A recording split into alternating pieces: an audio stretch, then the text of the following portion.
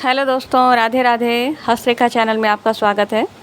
दोस्तों, आज हम बात करेंगे कि विवाह कलेश का रहस्य क्या है। जैसा कि आप स्क्रीन पे देख रहे हैं, आपने ये कई बार देखा होगा, सुना होगा, मूवीज़ में भी देखा होगा, यहाँ तक कि अपने परिवार रिश्तेदार में भी कई बार ऐसा हुआ है कि सब कुछ अच्छा चलता रहा।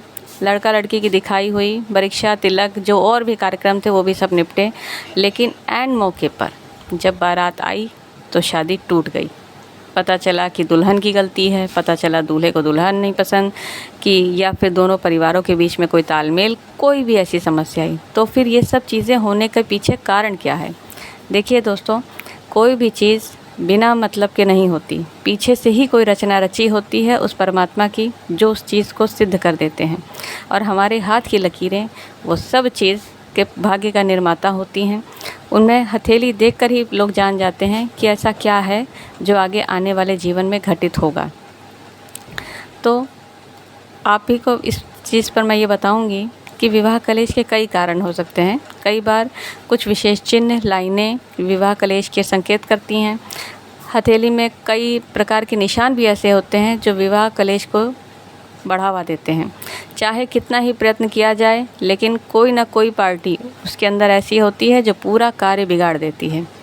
तो आइए दोस्तों, आज हम उस टॉपिक पे बात करते हैं कि अगर हृदय रेखा से कोई शाखा निकलकर मस्तक रेखा को काट रही हो, हृदय रेखा से कोई शाखा निकलकर अगर मस्तिष्क रेखा को काटती हो, तो इस प्रकार के रेखा वाले व्यक्ति के विवाह के समय कोई झगड़ा होता है।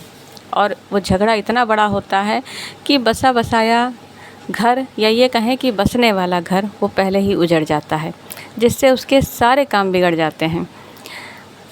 तब उसकी बुद्धि भी स्थिर नहीं होती। ये रेखा जिसके होगी, मैं उसी की बात कर रही हूँ कि अगर लड़की की होगी तब भी यही परिणाम होगा, लड़के की होगी तब भी परिणाम यही होगा। और उनकी बुद्धि स्थिर नहीं रहती है, वो एक ही धुन में चलते हैं, और जब तक पूरा काम पूरे तरीके से बिगड़ नहीं जाता है तब तक वो लोग शांत भी नहीं होते हैं।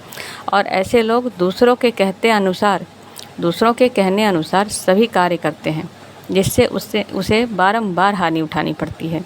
और बारंबार का मतलब ये है कि सिर्फ विवाह के टाइम ही नहीं। मान लीजिए विवाह एक बार थमा, शादी टूटी, फिर कहीं दोबारा हुई, तो वहाँ भी अगर सब तरीके से सब निपट गया तो पता चल रहा है कि शादी के 1-2 दिन बाद ही कलेश झगड़ा शुरू। ठीक है दोस्तों, तो इसका सिर्फ इतना सा ही मतलब था और इसमें कुछ ज़्यादा खास नहीं है। लेकिन ये रेखा जिसके भी होती है, वो व्यक्ति का विवाह का समय बड़ा ही कठिन होता है और उसे अपने उस चीज़ में धैर्य रखना चाहिए। लेकिन ऐसा नहीं है, अगर व्यक्ति जान जाए कि हमारे हथेली की रेखाओं में ये चीज़ की कमी है, तो इंसान पूजा पाठ के माध्यम से उसे काफ़ी हद तक सुधार सकता है। तो दोस्तों, आपको मेरी वीडियो पसंद आई हो तो प्लीज़ इसे लाइक, सब्सक्राइब, शेयर ज़रूर करें। राधे राधे।